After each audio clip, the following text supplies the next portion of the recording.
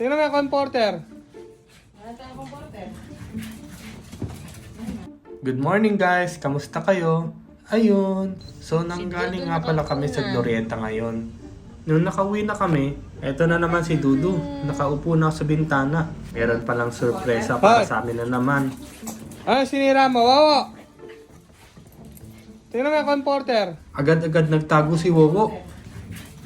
At winasak nga na naman ni Wowo yung comporter. Kita nyo ba? Sumisilip, may bit-bit panlaruan.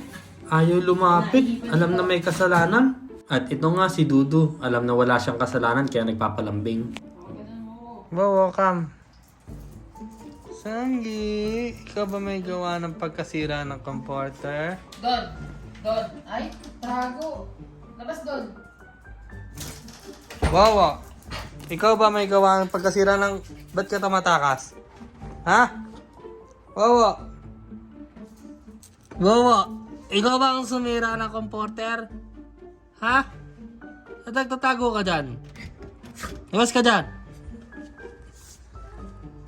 Labas ka dyan! Tignan mo! Hanggang dito, mayroong mga bulak.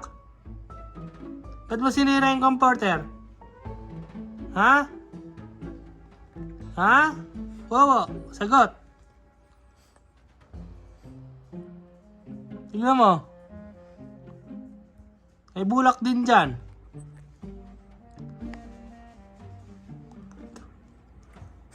Pasaway ka talaga. Lahat na lang sinira mo ah.